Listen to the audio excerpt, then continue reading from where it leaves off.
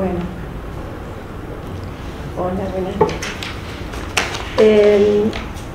Yo trabajé en el capítulo que se encuentra al final del libro, artistas e intelectuales ante la quimera del cine, y mi preocupación fue trabajar durante este periodo en indagar un poco qué huellas textuales había del impacto que había causado en escritores e intelectuales el auge del cine, no solo del periodo presonoro, sino también los inicios del cine parlante. Y encontré que había como 4 líneas. Esta mañana, tratando de pensar cómo iba a resumir en 10 minutos esas líneas, me dije, yo voy a enunciar las líneas, pero me voy a dedicar a la que a mí me apasionó más, que me generó más sorpresa y placer, porque creo que es un buen principio engancharse por ese lugar. En efecto, digamos, hubo escritores en los cuales el impacto del consumo cinematográfico, de la fruición, se notó en la generación de ficción literaria, ¿sí? Horacio Quiroga fue uno de ellos, en algunas de cuyas narraciones se nota el impacto que la fascinación que genera en él, pero bueno, también Nicolás Olivari, Raúl González Tuñón, pero en verdad, digamos, lo que me pareció muy significativo es que Quiroga llega a firmar con el seudónimo Miss Dorothy Phillips, el esposo de Miss Dorothy Phillips, ¿sí? Que es un personaje de una de sus ficciones. Sin embargo, no fue esta la tarea que me fascinó más, digamos, la generación de ficción literaria. Lo que más me interesó rastrear era en qué consistieron los albores de una crítica cinematográfica que en Hispanoamérica, en Latinoamérica, data de más o menos de la década del 20, y que en Argentina me puso en contacto con autores sumamente placenteros. En líneas generales, durante el periodo, uno podría mapear la actitud de intelectuales y escritores ante el cine en un arco muy variado que va, por un lado, por el carril de la indiferencia, ignoremos que el cine existe, no lo mencionemos, y por otro lado, en un arco muy amplio que va de una suerte de resistencia, pero también de aceptaciones de tipo contradictorio. Lo cierto es que pareciera ser que hay algo común, ¿no?, a los intelectuales en el Río de la Plata, sobre todo, y es que se sienten sumamente heridos, se sienten avasallados, porque hay un grupo de personas que van a tener contacto e incidencia, van a enseñarles a esos otros que van a constituir el público cinematográfico y que ya no van a escuchar sus palabras. Es decir, la prensa había sido hegemónica, había sido el lugar en el cual la intelectualidad argentina desde el cual había ejercido un rol importante y también había intentado formar ciudadanos, y ahora, sin mediar la palabra, el público iba a tener contacto con unos relatos que iban a moldear sus vidas. Entonces, esto se nota casi en la gran mayoría de quienes se resisten, junto con una gran desconfianza hacia el pedagogismo nuevo del cine, porque, y este es como un argumento de batalla que se esgrime, además, en la década de los años 20, es el pedagogismo de Hollywood. ¿Sí? En los 20 Hollywood se vuelve hegemónico como productor de relatos para el resto del mundo, no había sido así hasta la Primera Guerra Mundial, y después en los 30 ya va a ser también hegemónico en distribución, en exhibición. Por lo tanto, era un argumento importante, junto con el temor de que el cine exterminara al teatro. Por ejemplo, en Manuel Ugarte, este temor de que el cine desplazara y diera fin al espectador teatral, a la fruición teatral, era muy fuerte, a pesar de que, y lo que observaba Eduardo hace un rato sobre Manuel Ugarte, Ugarte era algo diferente respecto de la gran mayoría de los que denominamos intelectuales, en el sentido de que también auguraba que el cine iba a llegar a ser un medio importante para dar expresión a todo lo que no pudiera ser expresado en el teatro. Ahora, ¿cuáles fueron, digamos, los hallazgos más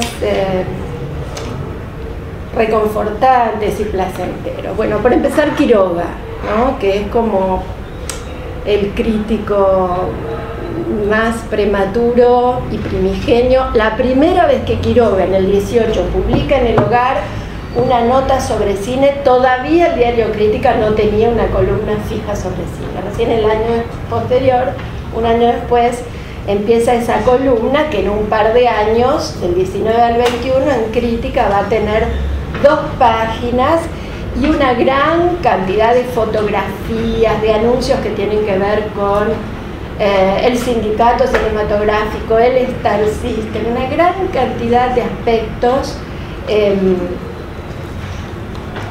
prontamente desarrollados por ese periódico.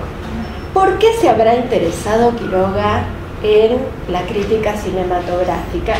Pero tal vez formara parte de su enorme interés por todo tipo de innovaciones científico-tecnológicas, ¿no?, entre las cuales el cine se contaba. Pero también es cierto que Quiroga tuvo como una gran confianza en lo que el cine podía enseñar. Era como una desmesurada, creo yo, confianza en las enseñanzas que el cine podía brindar. Y esto no lo apartaba de a veces hacer algunas críticas, sobre todo a la escasa producción nacional de las primeras décadas del cine argentino.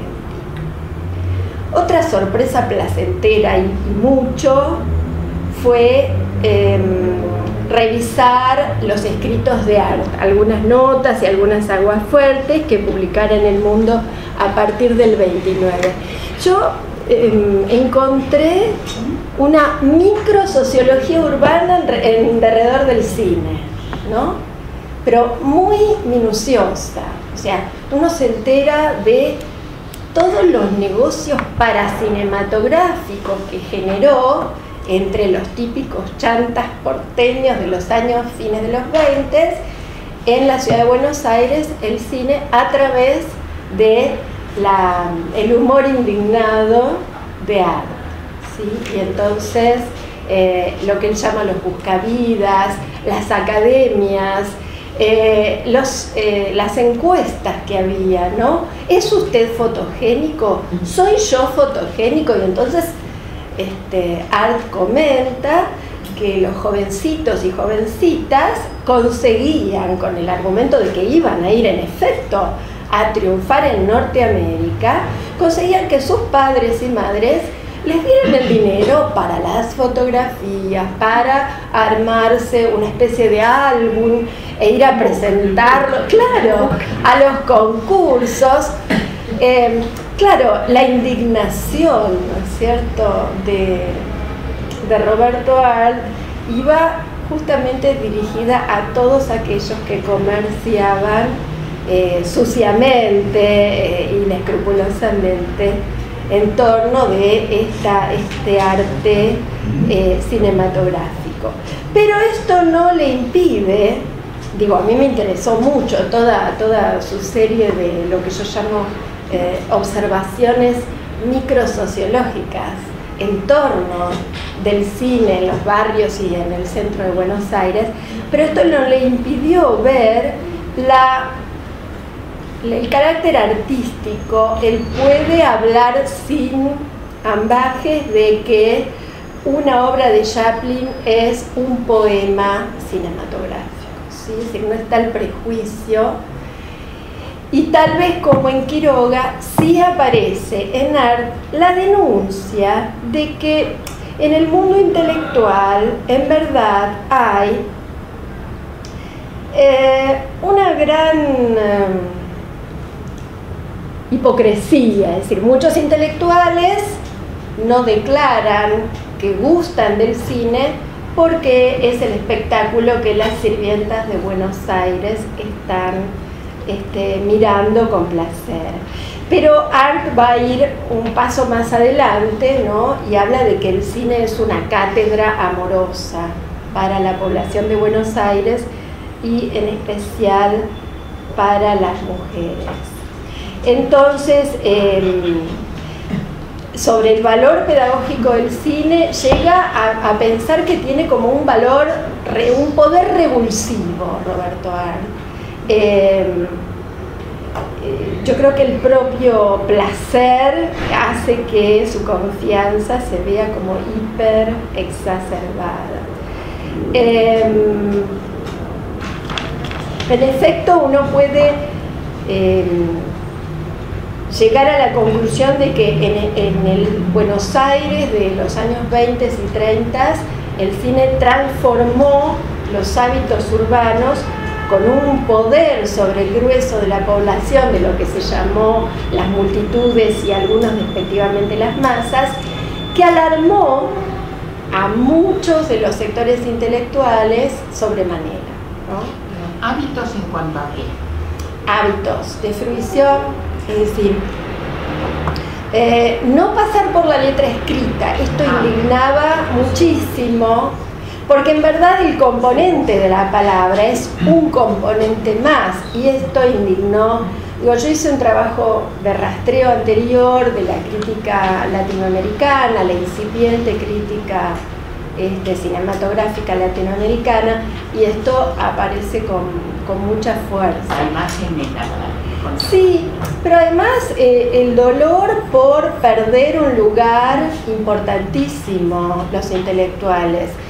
A mí me recordaba, tal vez lo que digo no sea compartido por algunos, pero lo digo de todas maneras, a cuando leíamos en Peter Barr que cuando a fines del siglo XVIII y XIX los sectores nobles y aristocráticos perdieron peso político, su poderío, como digamos gente que ponía los ejércitos al servicio de los feudales, se inventaron para sí ser acreedores o poseedores de la verdadera cultura y se alejaron de la cultura de los sectores populares. Bueno, en otro momento histórico muy diferente, lo que puede leerse es: todo el tiempo estoy siendo desplazado, la palabra, nuestra palabra, ¿no? Nuestra palabra, nadie la va a leer.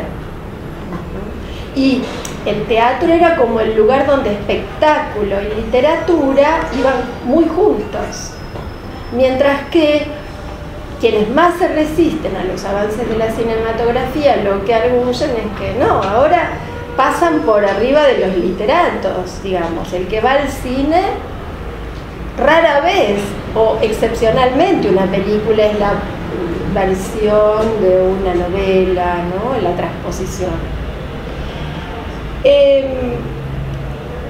Tiempo. Sí. Gracias por moderar.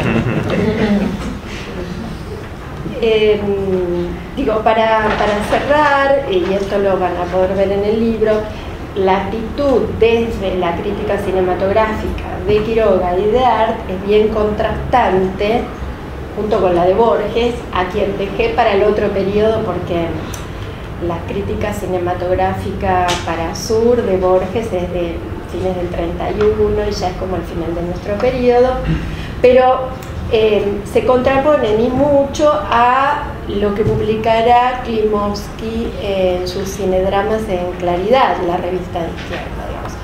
Ahí Klimovsky tiene muy claro que el cine tiene que cumplir una misión, y esa misión es iluminar las inteligencias, no solo los corazones, tiene que educar para la revolución, por ello su modelo, su gran modelo es el cine soviético.